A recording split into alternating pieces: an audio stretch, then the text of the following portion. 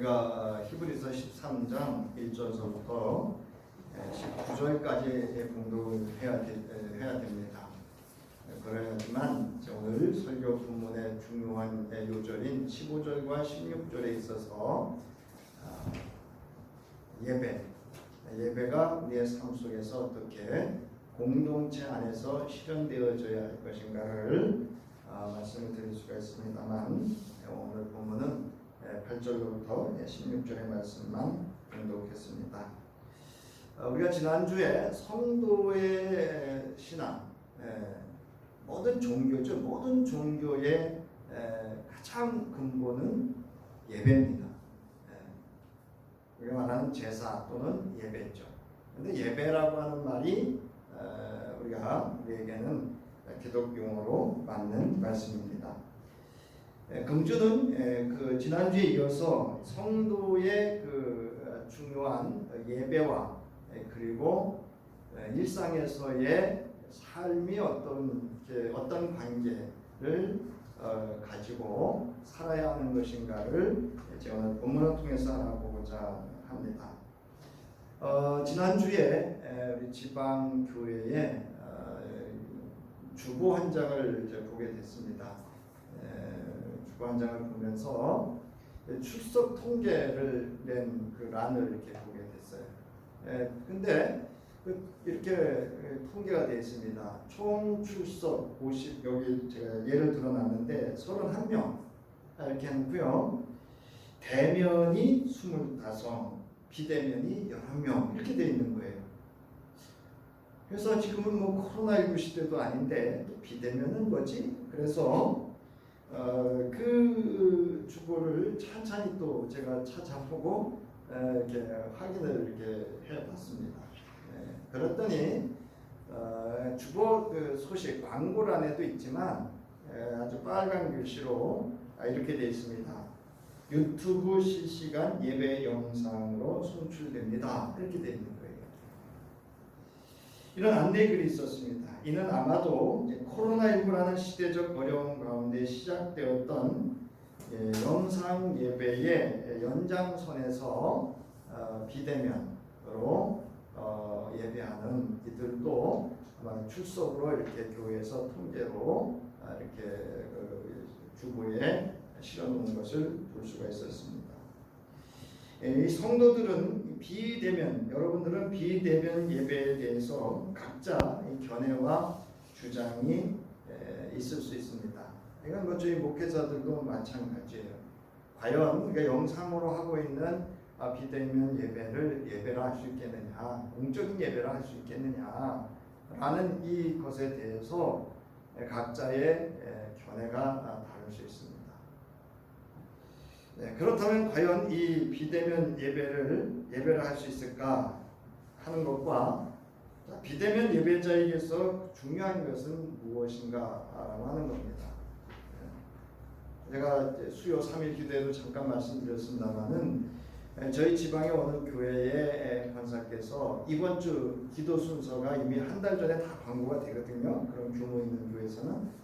근데 당신이 오늘 어디 갈 일정이 있어서 마지막 주에 있는 장로님과 바꿔서 기도를 한다. 이제 이런 통화를 그 교회 담임 목사님과 이렇게 하는 내용을 들으면서 제가 좀 불편해서 한 말도 좀 했어요. 꼭 주일에 가야 하냐? 그 예배를 빠질만한 중대한 일이냐? 그래도 한 교회 권사인데 라고 제가 개인적인 말씀을 드렸었습니다.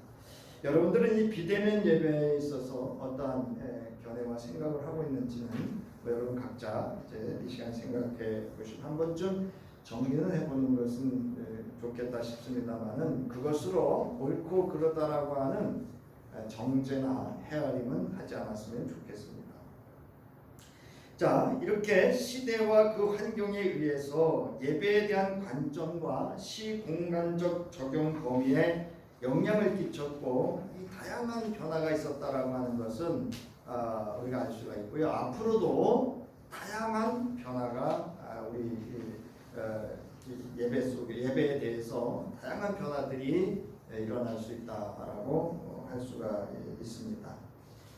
우리 구약 시대도 살펴보면 이 예배에 변화가 있었습니다. 에덴의 정원에서 하나님과 함께했던 그 예배를 시작으로 해서 이제 에덴 동산의 추방으로부터 제단을 쌓고 희생 제물을 드리면서 예배가 시작이 됩니다.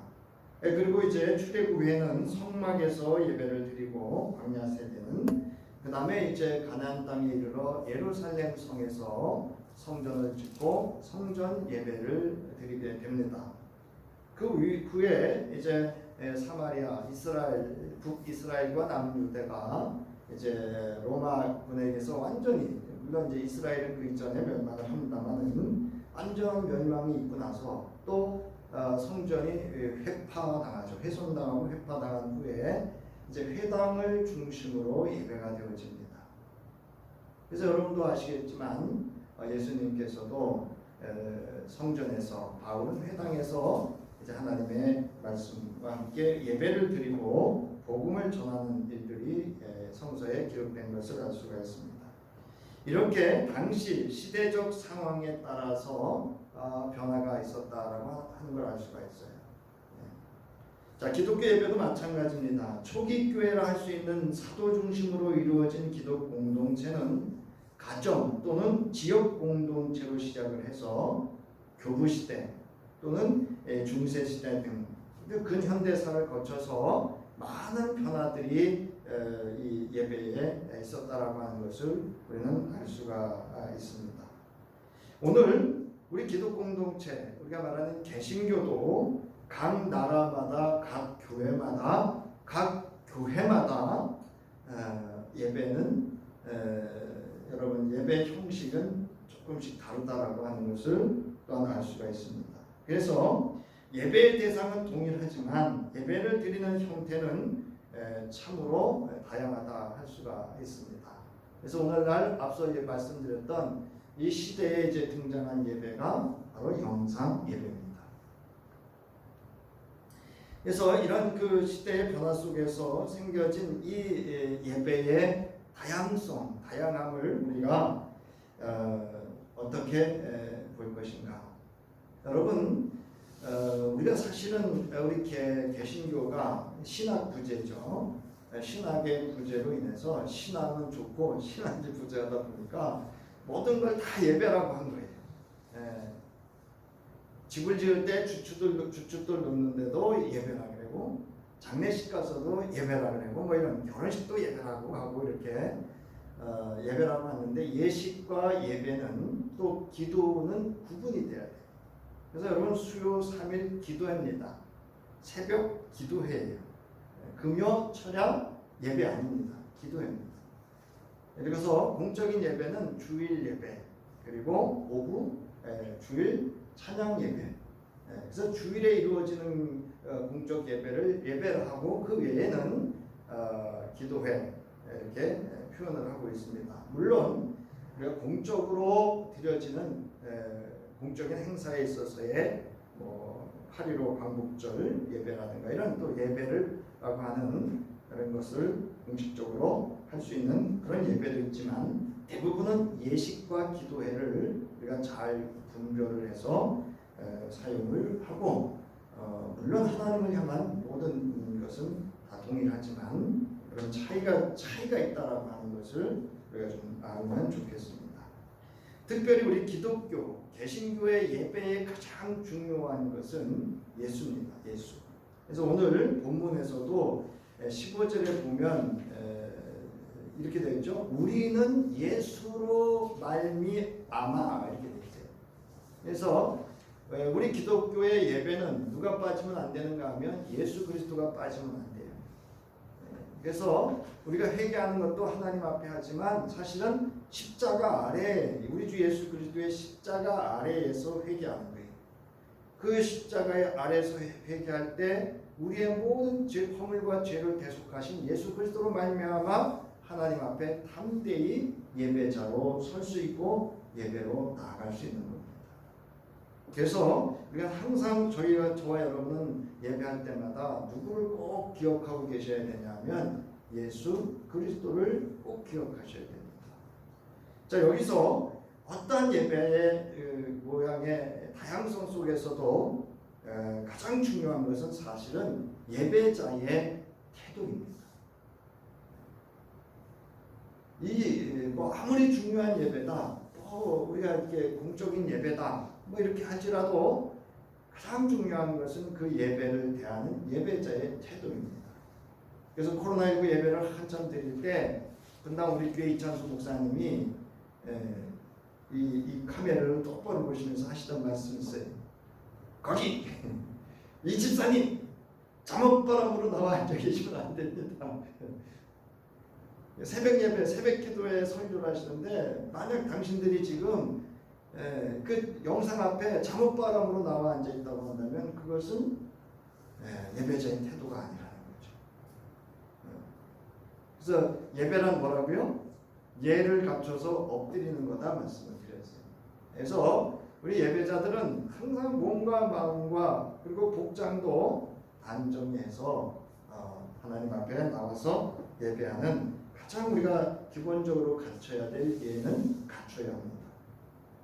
자, 그래서 우리가 다시 한번 여기서 지난주에 우리가 말씀드렸던 예배자의 태도에 대해서 우리가 살펴보면 예배자는 예배의 대상이신 하나님을 경외하는 믿음, 즉 전적인 신뢰를 갖고 예배해야 된다.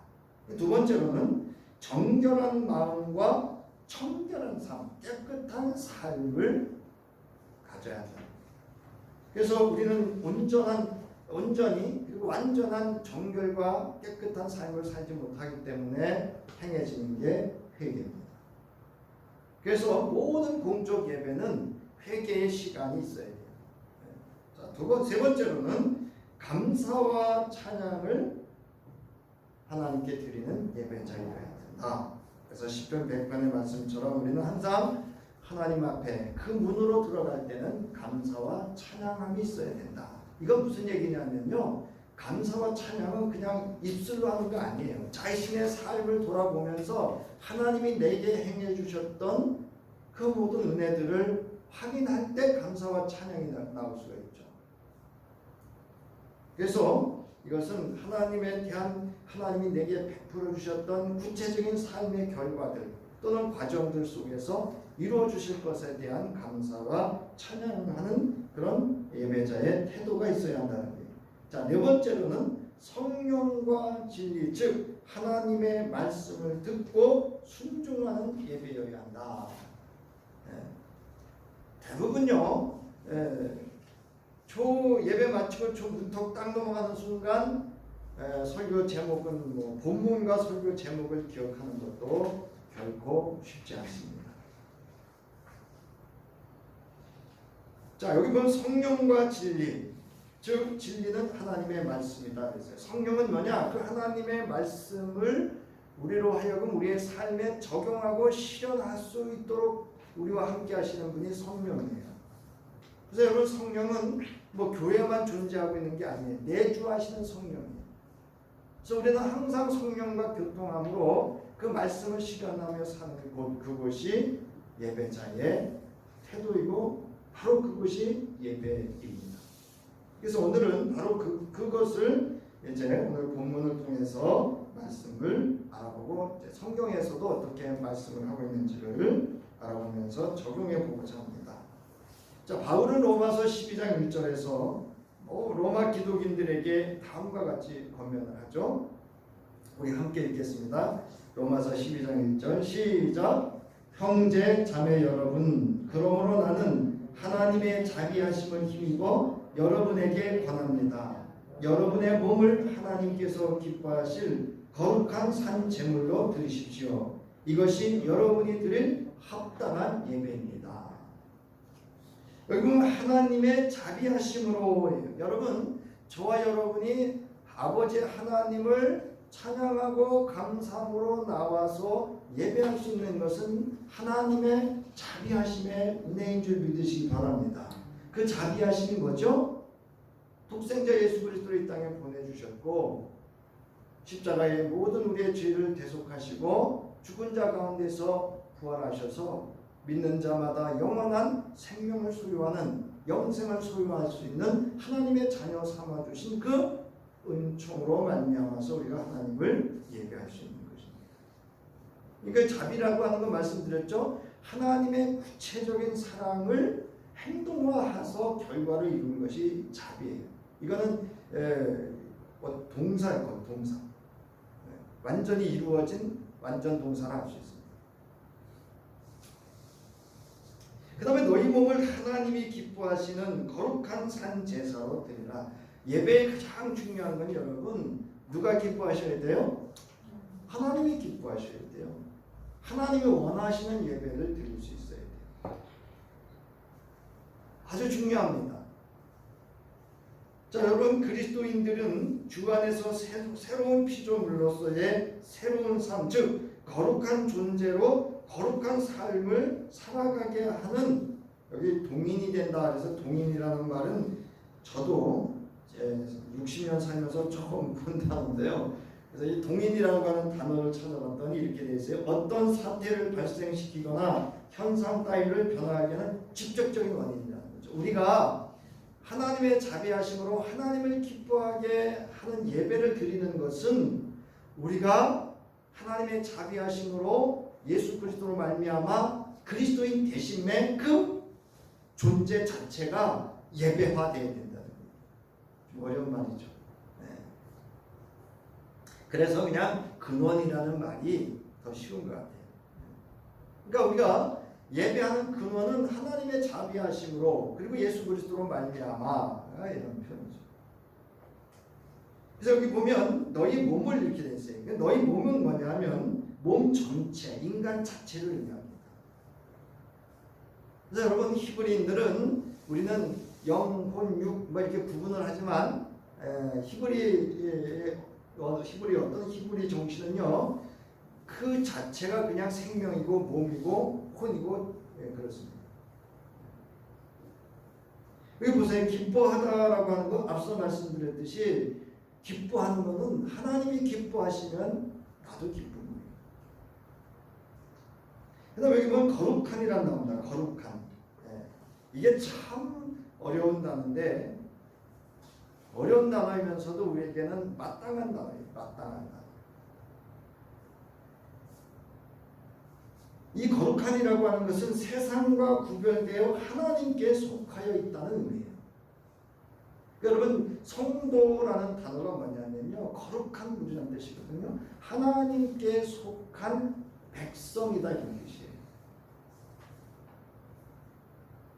그래서 여기서 거룩한이라고 하는 말은 오늘 이 단어가 참 많이 안 쓰고 있는데요. 성화라는 단어를 씁니다. 성화. 뭐냐면 내가 예수 그리스도의 말씀인 기도하라는 말씀을 내가 온전히 순종하여 기도하는 순간 그게 성화입니다. 그러니까 예수 그리스도 화가 되는 거예요. 그걸 성화라고 해요.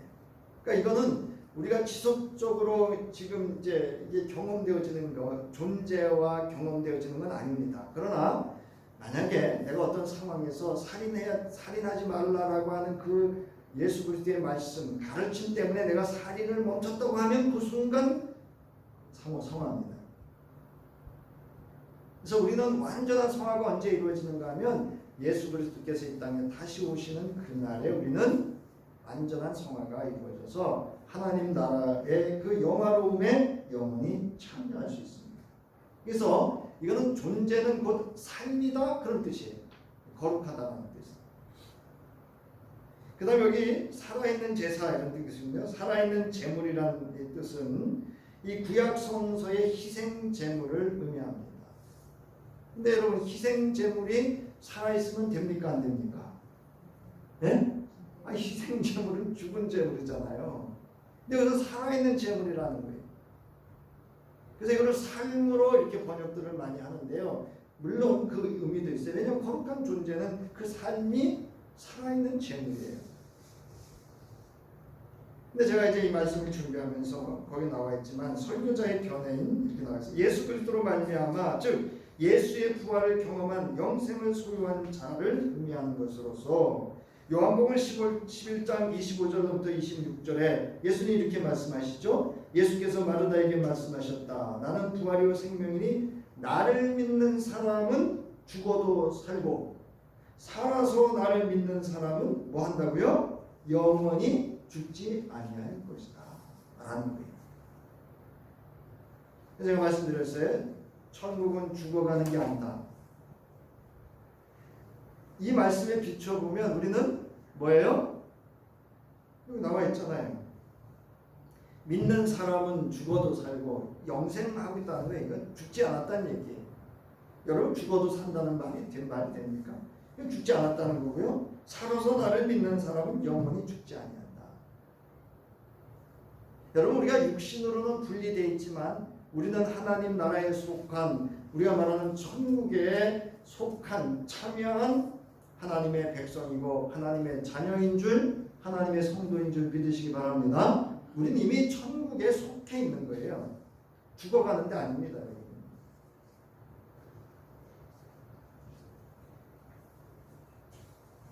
자, 여기 보면 드린다라는 말씀은요, 나를 완전히 던져 넣는다 이런 뜻이거든요. 처분해서 맡긴다 이런 뜻이에요.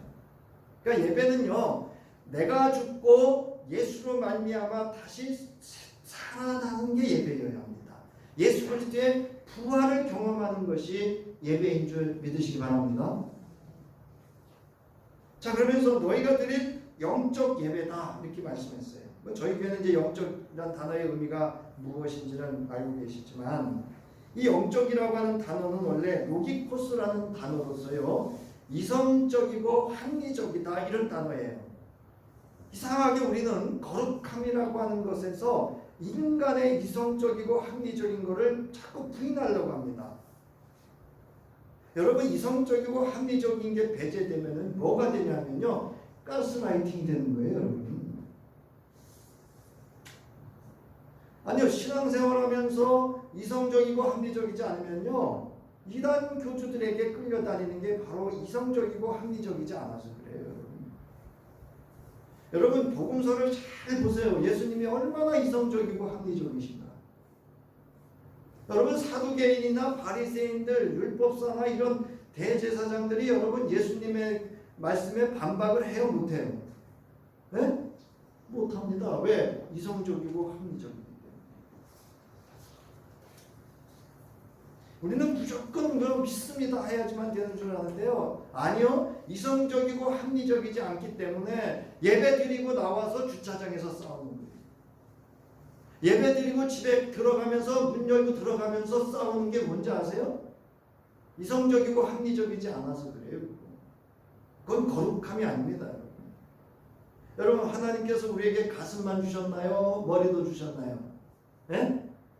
가슴만 주시지 않았어요. 여러분 머리도 주셨어요.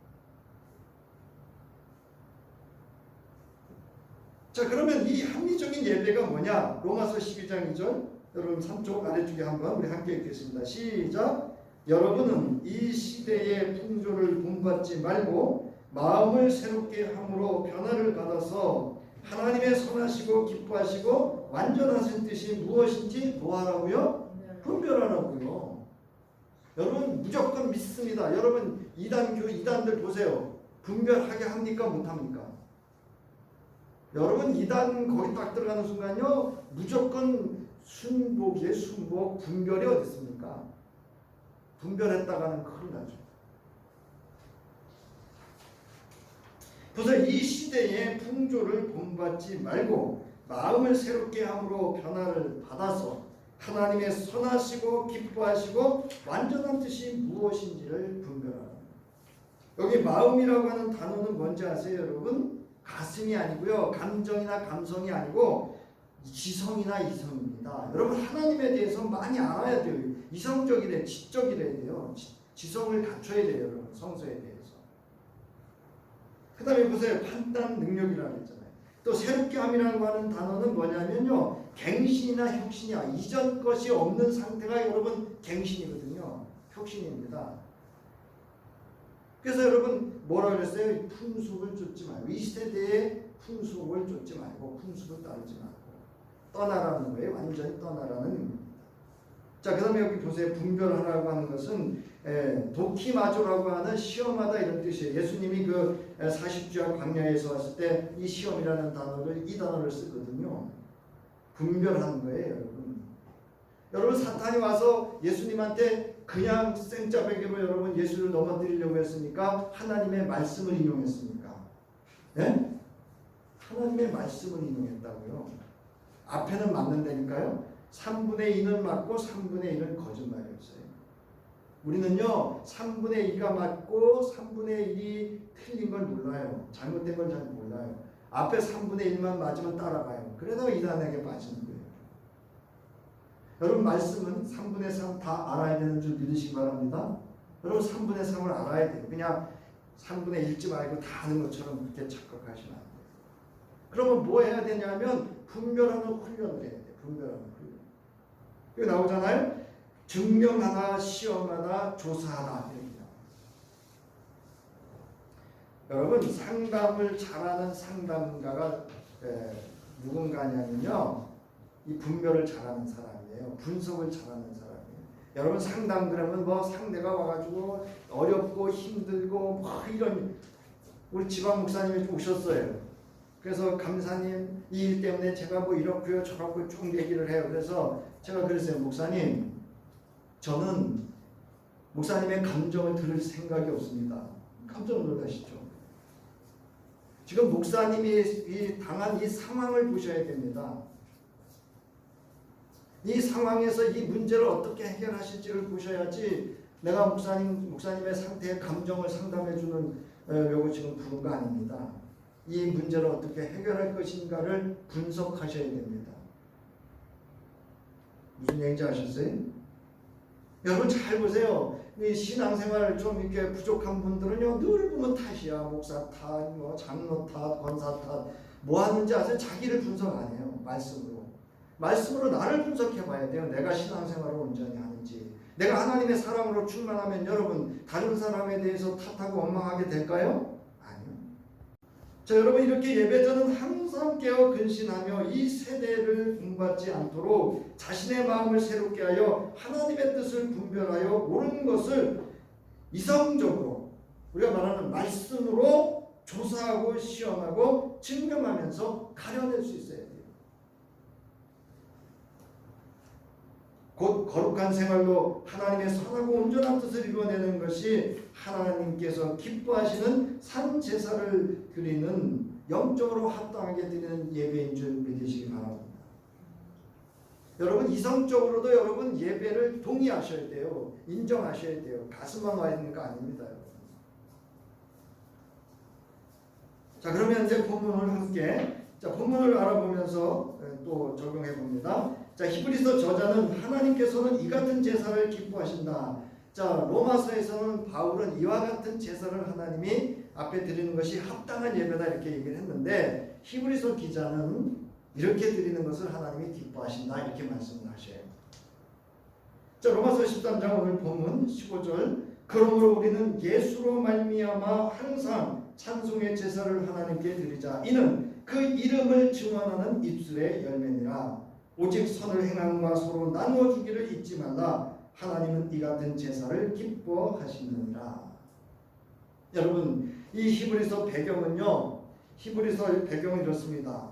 본 서신의 수신자는 기독교로 개종한 유대인들이에요. 유대교인들이라고. 그리고 로마 지역에 흩어져 사는 유대인 기독교인들이에요. 그러니까 이들은 모세 율법에 대한 성서의 지식을 충분히 갖춘 사람들이에요.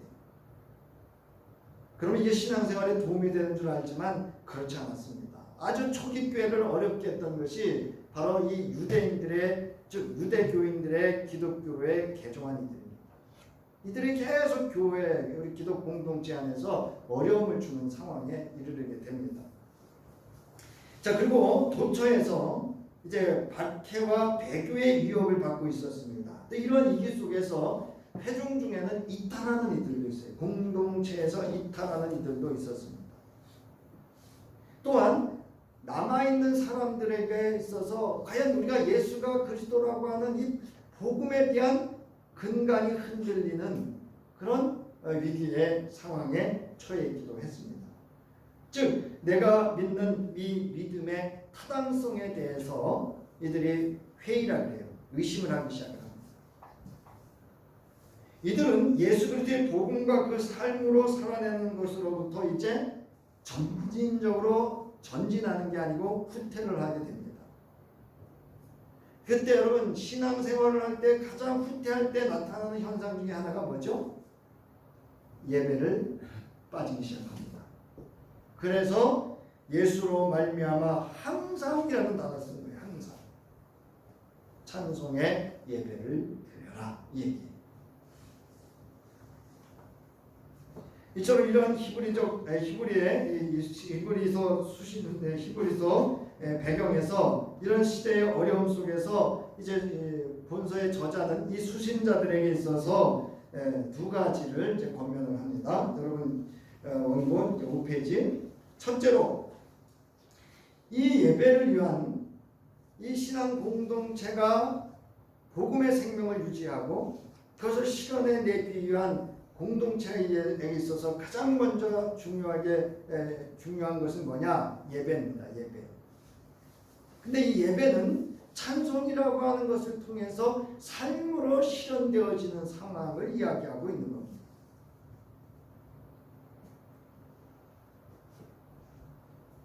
자, 예수로 말미암아 항상 찬송의 제사를 하나님께 드리자.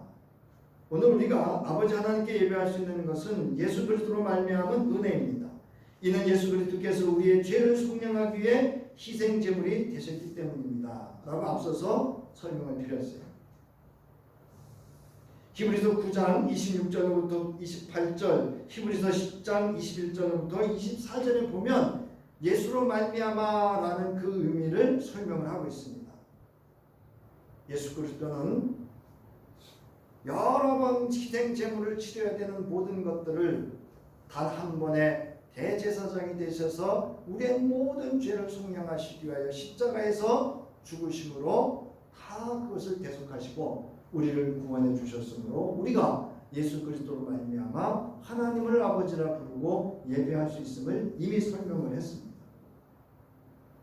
그래서 여기 말미암아라고 하는 것이 9장과 10장의 그런 깊은 복음의 의미를 가지고 있습니다. 우리도 이 은혜 가운데 오늘 하나님을 아버지라 부르며 예배하게 됨을 여러분 믿으시기 바랍니다. 자, 이는 그 이름을 증언하는 입술의 열매라 했어요. 하나님의 이름을 찬양하거나 하고 고백하거나 하나님의 이름에 감사를 드리는 입술의 열매란 뜻으로 이것은 예수의 이름 또는 하나님의 이름 안에 있는 궁극적 계시를 인정하고 찬양하는 것이다. 이 뭐냐면 하나님과 또 예수 그리스도 그 이름으로 이루어진 모든 상황에 대해서 인정하고 감사하고 찬양하는 것을 의미합니다. 자, 그 다음에 두 번째로는요. 오직 선을 행함과 서로 나누어주기를 잊지 말라. 잊지 말라라는 건 꼭 하라는 얘기예요. 자, 로마에 있는 기독 공동체가 행해야 할 예배, 즉 말씀을 공동체 내에서 이루어야 할 거룩한 생활은 오직 선을 행함과 서로 나누어주기를 잊지 않는 것입니다. 여기 선을 행한다는 것은 헬라 사회에서 다른 사람을 배려하여 구체적으로 표현하는 친절한 행위를 가리킬 때 사용했습니다. 자, 신약에서 이 용어는 형제 자매에게 베푸는 행위를 의미합니다. 이에 대한 구체적인 거룩한 행위가 히브리서 13장 1절로부터 17절에 언급을 하고 있어요. 이것이 바로 선을 행하는 것이고 나누는 것입니다. 그 다음에 보면 1절에 형제 자매 사랑하기를 계속하는 것, 2절에 보면 손님 대접, 손님을 대접하되 환대하는 것, 3절 옥에 갇힌 자를 대한 관심과 돌봄, 4절 결혼을 기이 여기고 친소를 더럽히지 않는 순결하고 정결한 가족생활, 5절 돈을 사랑하지 않고 있는 말을 족한 줄로 아는 것, 7절 하나님의 말씀 즉 교사들의 행실과 믿음을 본받는 것, 9절 다른 교훈에 끌리지 않는 것, 17절 영적 지도자들과 좋은 관계를 갖도록 하는 것이 선을 행하고 나누어주는 것이다 라는 겁니다. 이게 구체적으로 예배하는 자가 공동체 안에서 실현해야 될 거룩한 생활이었습니다. 자, 이렇게 주 안에서 서로 나누어주고 섬기고 교제하는 구체적인 그리스도의 사랑을 실현하는 것이 거룩한 생활입니다. 누가복음 10장 25절부터 37절에 보면 이게 좀 복음서마다 조금씩 내용이 다른데요. 누가복음에서는 어떤 율법 교사가 일어나서 예수를 시험하려고 선생님 내가 무엇을 하여 영생을 얻을까? 그러니까 예수님이 너 율법에 뭐라고 했더냐? 그랬더니 뭐 하나님을 사랑, 네 몸과 마음과 뜻과 정성을 다해서 하나님을 사랑하고 이웃을 사랑하고 쭉 나옵니다. 그래서 예수님이 선한이 아니고 사마리아인 비유를 하셔요. 이 사마리안 비유를 통해서 이야기를 합니다. 거기 뭐 제사장도 나오고 레위도 나오고 이렇게 사마리아인 이야기가 나옵니다. 그러면서 이야기하죠. 이 세 사람 중에 누가 율법을 온전히 지켰냐 묻습니다. 그러자 이 율법자가 잘난 척하면서 얘기를 하죠. 네, 사마리아인입니다. 이렇게 얘기를 해요. 그 누가 봐도 아주 합리적이고 이성적인 분명한 얘기거든요. 자, 밑에 보세요. 자비를 베푼 자입니다. 예수께서 이르시되 가서 너도 이와 같이 하라. 여러분, 자비라는 단어는 사랑이라고 하는 그것을 온전히 행동으로 이루어내는 과정과 결과를 자비하십니다. 이처럼 일상 가운데 구체적으로 하나님의 말씀 즉 율법을 거룩한 생활로 이루어내는 거룩한 생활이 하나님께서 기뻐하시는 합리적인 영적 예배라는 겁니다. 나가는 말입니다. 설교자는 말씀을 준비하면서 우리의 신앙 생활의 기본은 예배와 율법은 어떤 관계일까를 생각하게 됐습니다. 그리고 하나님께서 기뻐하시는 제사, 즉 예배는 우리 공동체와 일상에서 어떻게 적용해야 되는가를 묵상하게 됐습니다. 사랑하는 성도님, 예배는 하나님의 말씀을 듣고 우리의 삶으로 이루어낼 때 온전하고 하나님이 기뻐하시는 예배이게 됩니다. 그러므로 예수 그리스도로 말미암아 거룩한 생활로 하나님께서 기뻐하시는 예배를 드리는 우리는 구약과 신약의 계명을 여러분 지켜야 돼요. 우리가 구약에 있는 출애굽기 20장과 신명기 5장에 있는 이 모세를 통해서 주셨던 하나님의 백성 이스라엘 공동체에 주셨던 율법, 오늘도 저와 여러분에게 유효한 하나님의 말씀인 줄 믿으시기 바랍니다.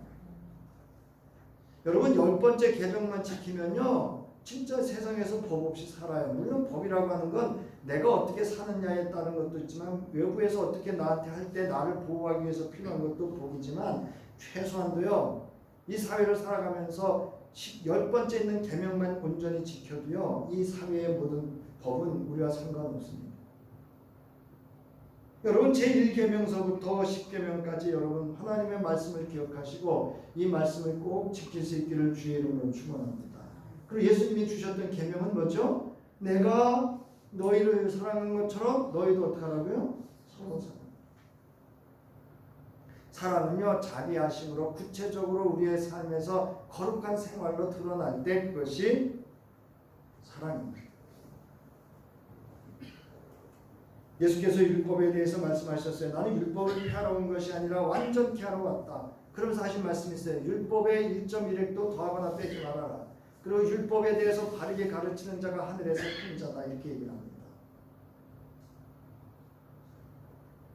우리는 예수로 말미암아 항상 찬송의 제사를 하나님께 드릴 수 있는 거룩한 생활을 위하여 이 시대의 풍조를 여러분 본받지 말고 마음을 항상 새롭게 함으로 변화를 받아 하나님의 선하시고 기뻐하시고 완전하신 뜻이 무엇인지를 분별하며 오직 선을 행하고 나누어주는 사랑을 실현함으로 우리의 몸을 하나님께서 기뻐하실 거룩한 산 제물로 드리는 영적인 즉 합리적인 합당한 예배를 일상 가운데 드릴 수 있기를 주의 이름으로 축원합니다. 이제는 우리의 모든 존귀와 영광을 홀로 받으시기에 합당하신 아버지 하나님의 구속의 은혜와 하나님의 사랑을 이 땅 위에서 온전히 이루시어 우리로 말미암아 예수 그리스도의 이름으로 하나님을 예배할 수 있도록 우리의 영원한 대속자여 중보자 되신 우리 주 예수 그리스도의 구속의 사랑과 이제 예배자로 부름받아 우리의 일상 속에서 거룩한 생활을 살아갈 때에 우리로 하여금 이성적이고 합리적이며 주의 말씀을 따라 온전히 순종할 수 있는 인도자이고 우리의 길잡이가 되어주신 성령의 감동과 역사하심이 이제 주의 말씀을 듣고 순종하며 거룩한 예배자로 자신을 삶을 들여 살아가기를 결단하는 저희 위에 이제로부터 영원히 함께 하시기를 간절히 축원하옵나이다. 아멘.